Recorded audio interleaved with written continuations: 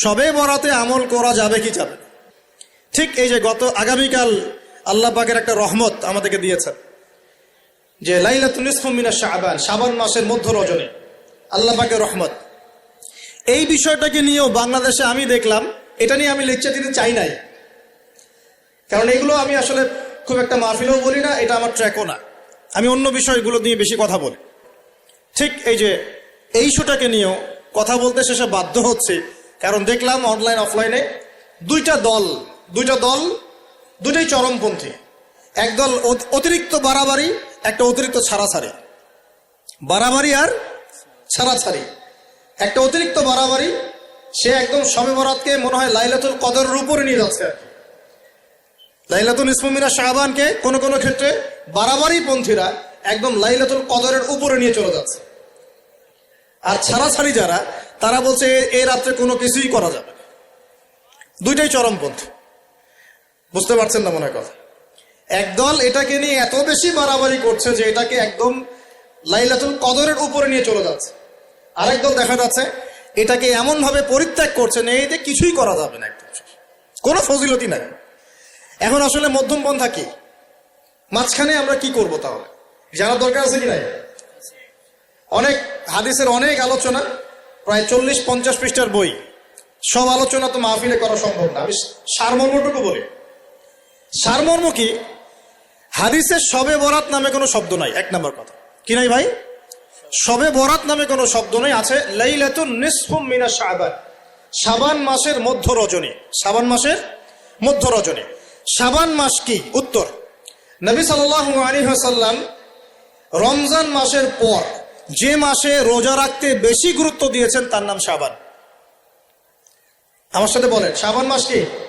নবী সাল্লাল্লাহু আলাইহি ওয়াসাল্লাম রমজানের পরে যে মাসে রোজা রাখতে খুব বেশি গুরুত্ব দিয়েছেন তার নাম শাবান। আয়েশা রাদিয়াল্লাহু আনহা তিনি বলতেন যে শাবান মাস আসলে নবী সাল্লাল্লাহু আলাইহি ওয়াসাল্লাম এত বেশি বেশি রোজা রাখতেন যে মনে হতো তিনি রোজা ছাড়বেনই না, সারা মাস রেখে ফেলবেন। বেশি থেকে বেশি রোজা রাখতেন শাবান মাসে। প্রশ্ন হচ্ছে কেন?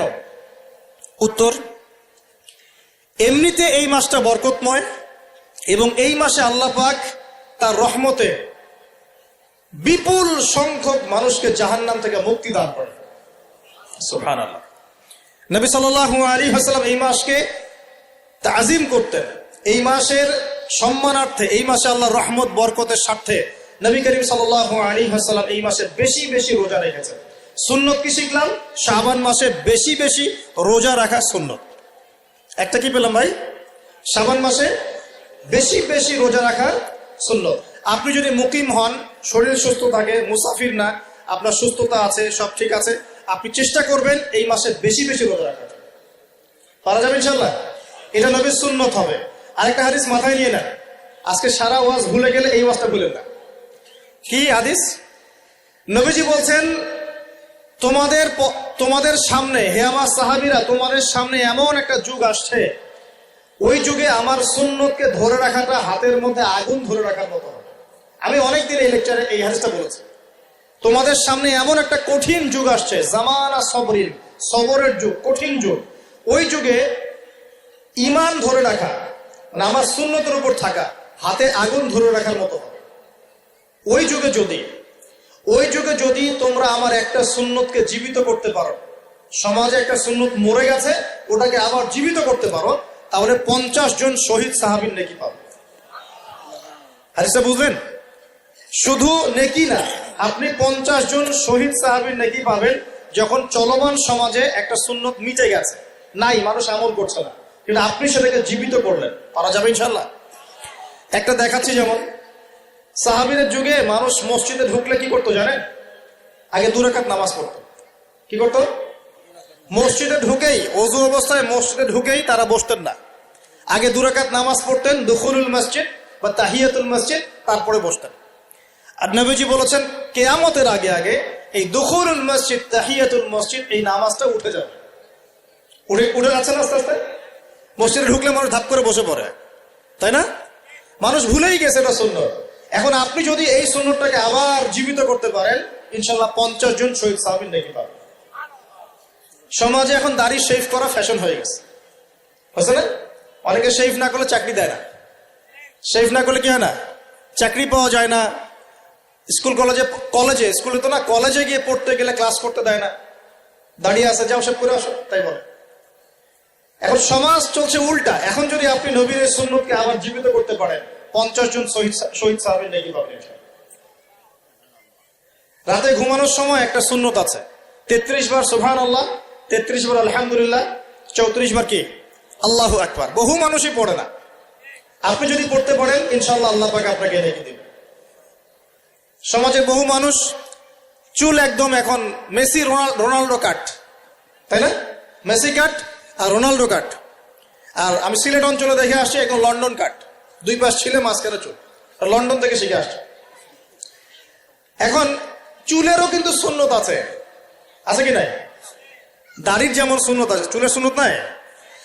একদম সামন পিছন সমান করতে পারেন, অথবা যদি চুল নাই থাকে তাহলে চুল মাথা মুন্ডন করেও রাখতে পারেন। অনেক সাহাবীর মাথা মুন্ডিত ছিল। আবার অথবা কানের লতি পর্যন্ত বা কাঁধ বাবড়ি রাখতে পারেন। এটা চুলের সুন্নত হলো কিনা? এখন সমাজের সব মানুষ এই সুন্নতটাকে ভুলে গেছে। আপনি সুন্নত মনে করে রেখেছেন, ইনশাল্লাহ আপনি নেকি পাবেন ইনশাআল্লাহ। এরকম অগণিত সুন্নত আছে, অগণিত, যেগুলো আমাদের সমাজ থেকে আস্তে আস্তে উঠে যাচ্ছে। আমি খুব দুঃখের সাথে বলছি, অনেক মসজিদে ফরজ নামাজ পড়ার পরে আমরা কি করি? একটা মোনাজাত করি, আল্লাহুম্মা আমিন বিরহমাতিকা ইয়া আরহামার রাহিম, ব্যাস উঠে চলে গেলাম, তাই না? উঠে চলে যায় না? তারপর স্যান্ডেল নিয়ে বাইরে চলে গেল। অথচ সালাম ফিরানোর পরে একবার বলতে হয় আল্লাহু আকবার। কি বলতে হয়? 3 বার বলতে হয় আস্তাগফিরুল্লাহ আস্তাগফিরুল্লাহ আস্তাগফিরুল্লাহ। বলতে হয় আল্লাহুম্মা আনতাস সালাম ওয়া মিনকাস সালাম তাবারাকতা ইয়া যাল জালালি ওয়াল ইকরাম। একবার পড়তে হয় আয়াতুল কুরসি, 33 বার সুবহানাল্লাহ, 33 বার আলহামদুলিল্লাহ, 33 বার আল্লাহু আকবার, তারপর কালিমা শাহাদা। এরপর সূরা ফালাক একবার, সূরা নাস একবার, ইখলাস একবার। আরো অনেক দোয়া আছে, আল্লাহুম্মা লা মানিআ লিমা আ'তাইত ওয়া লা মু'তিয়া লিমা মানা'ত ওয়া লা ইয়ানফা'ু যাল জাদ্দি মিনকাল জাদ।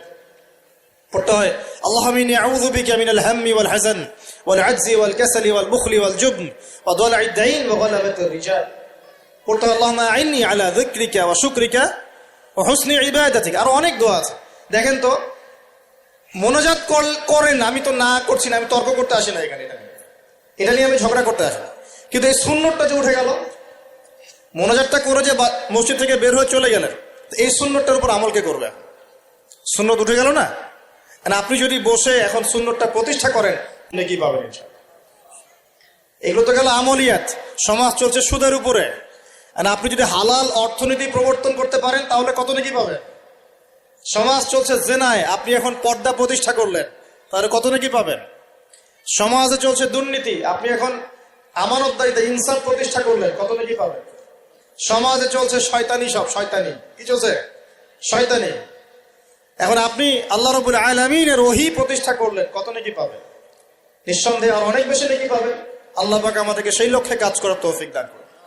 প্রিয় ভাইরা, যে কথা বলতে এখানে আসলাম, এক বাড়াবাড়ি এক কি ছাড়াছাড়ি, এর মাঝখানে কি একটা ফজিলত জানলাম। শাবান মাস মানে এই মাসে নবীজি বেশি বেশি রোজা রাখতেন।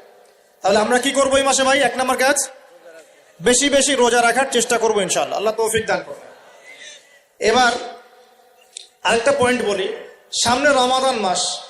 রমজান মাস আসলে আমরা মাশাআল্লাহ পরিপূর্ণ মুসলিম হওয়ার চেষ্টা করি, কিন্তু সারা বছর এটা ধরে রাখতে পারি না।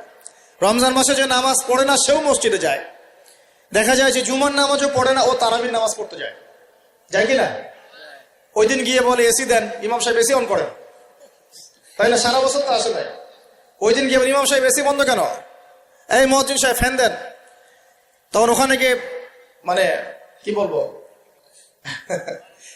হ্যাঁ মাতব্বরি করে আর কি। যাক, তারপরেও যে মসজিদে আসছে, আমরা দোয়া করি আল্লাহ হেদায়েত দান করুন। আমরা তো কাউকে পিছনে ফিরাই দিব না, দিব?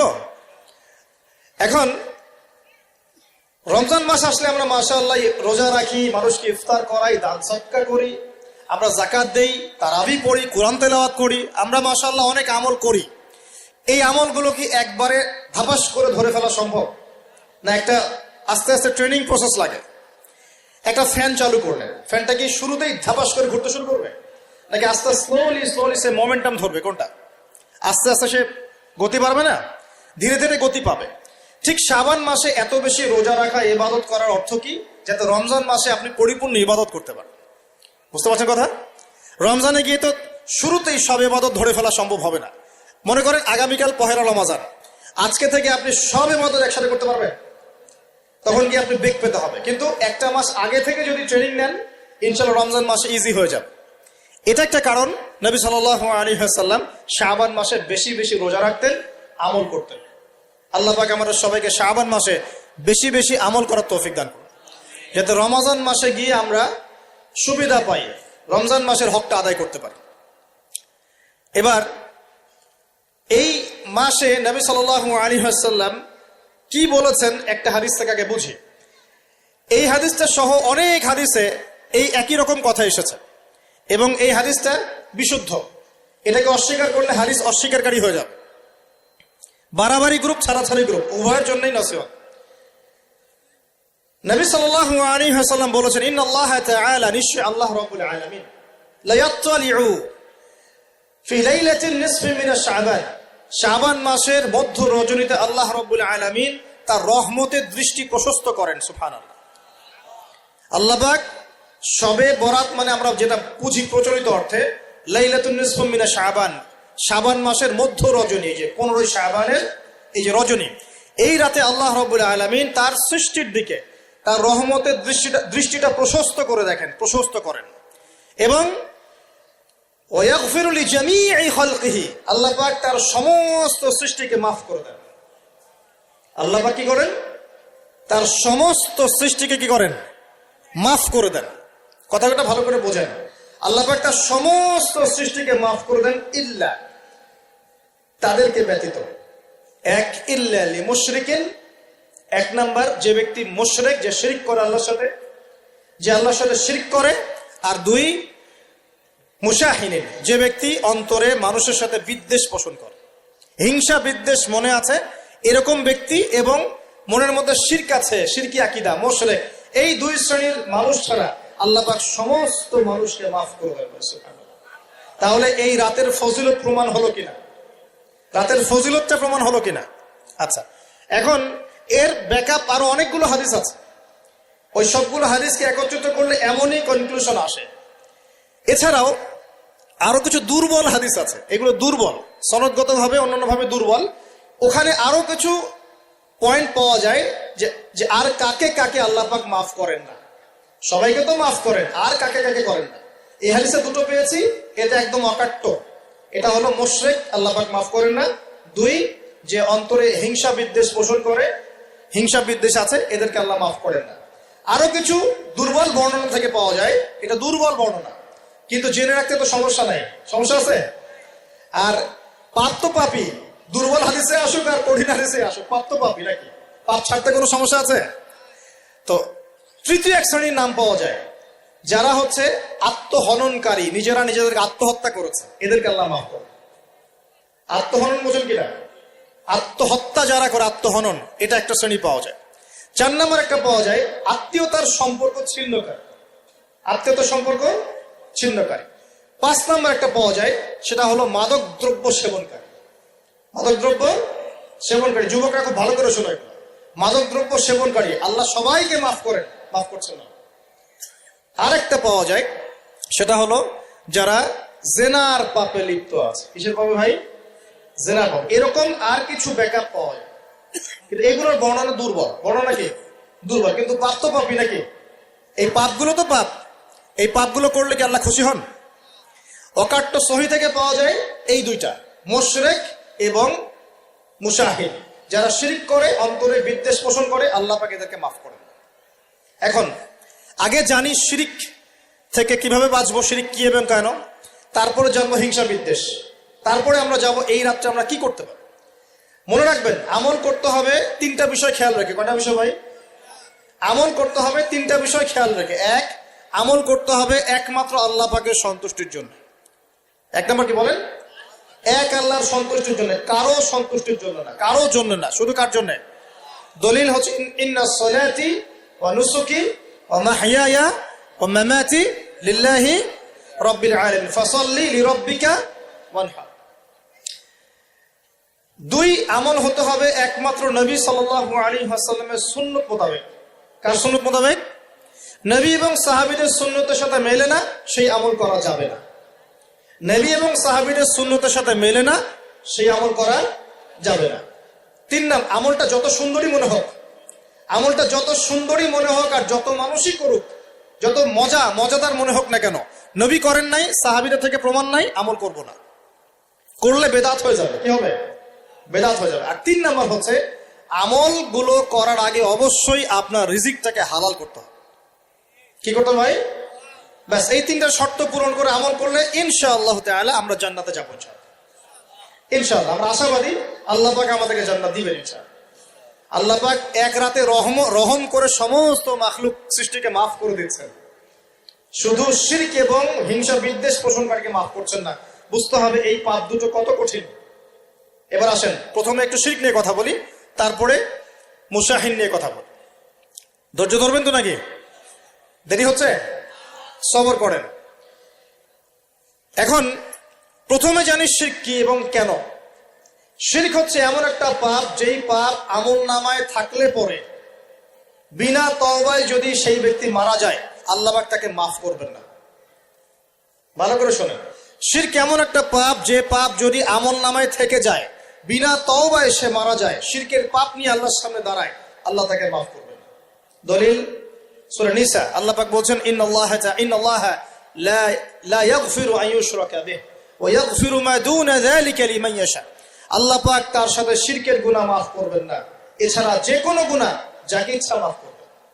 বুঝাচ্ছি, মনে করেন একজন ব্যক্তি জিনা করেছে, কথা নাউযুবিল্লাহ, একজন ব্যক্তি জিনা করেছে বা মিথ্যা কথা বলেছে, ধরেন মদ খেয়েছে ইত্যাদি। এখন সে তওবা করলে তো মাফ পেতই, তওবা করলে মাফ হতো না? তওবা করলে মাফ তো পেতই। মনে করেন তওবা না করেই মারা গেছে, আল্লাহ পাক চাইলে কিয়ামতের মাঠে এই পাপও বিনা তওবাতেই মাফ করতে পারে। কথা বুঝতে পারছেন? বুঝতে পারছেন না মনে হয়।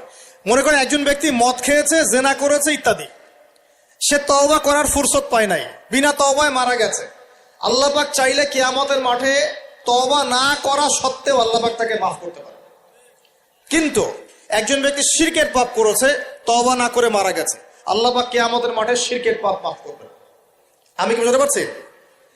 অন্য পাপের কারণে আল্লাহ রাব্বুল আলামিন শাস্তি দিয়ে হোক, কোনো একটা ভাবে হোক, নবীর সুপারিশের মাধ্যমে হোক, তাকে জাহান্নামে গেলেও সেখান থেকে বের করে জান্নাতে দিবেন ইনশাআল্লাহ। কিন্তু শিরকের পাপ যার আমলনামায় থাকবে, তার উপর জান্নাতকে হারাম করে দেওয়া হয়েছে। বলেন নাউযুবিল্লাহ। সূরা মাইদায় দলিল আছে, শিরকের পাপ যার আমলনামায় আছে তার জন্য জান্নাতকে হারাম করে দেওয়া হয়েছে। শিরক মানে অংশীদার সাব্যস্ত করা, আল্লাহ পাকের সাথে কাউকে সমকক্ষ করা। শিরক কত প্রকার হয়? উত্তর 3 প্রকার। কয় প্রকার ভাই? বিশ্বাসে শিরক হয়, মানে আকীদায় শিরক হয়; আমলে শিরক হয়, মানে কাজে শিরক হয়; কথা বা লিসানে শিরক হয়। মনে থাকবে? 1 নাম্বার কিসে শিরক হয়? বলেন আমার সাথে। বিশ্বাসে শিরক হয়, আকীদায় শিরক হয়। 2 নাম্বার আমলে শিরক হয়, কাজে শিরক হয়। 3 নাম্বার কথায় শিরক হয়। কয়েকটা এক্সাম্পল দিয়ে বুঝতে পারবেন। একজন ব্যক্তি মনে করেন বিশ্বাস করে যে আল্লাহ বলতে কেউ নাই, কি হবে এটা? বলেন শিরক। একজন ব্যক্তি মনে করেন বিশ্বাস করে যে আল্লাহ আছে, আরো ইলাহ আছে, তাহলে কি হবে? কেউ যদি বিশ্বাস করে আল্লাহর সন্তান আছে, কি হবে? কেউ যদি বিশ্বাস করে মহাবিশ্ব আল্লাহ সৃষ্টি করে নাই, বিগ ব্যাং থেকে সৃষ্টি হয়েছে, কি হবে? কেউ যদি বিশ্বাস করে আল্লাহ মানুষকে সৃষ্টি করে নাই, মানুষ বানর থেকে হয়েছে, কি হবে? আচ্ছা, বিশ্বাসগত সে। কেউ যদি মনে করে আল্লাহ ছাড়া অমুকে আমার সন্তান দিতে পারে, কি হবে? কেউ যদি বিশ্বাস করে যে আল্লাহকে পাওয়ার জন্য আমাকে মাধ্যম ওসিলা পূজা করতে হবে, তাহলে কি হবে? কেউ যদি চন্দ্র, সূর্য, গ্রহ, নক্ষত্র, গাছপালা, মূর্তি এসবে পূজা করে, কি হবে? এগুলো বিশ্বাসগত শিরক। কেমন শিরক ভাই?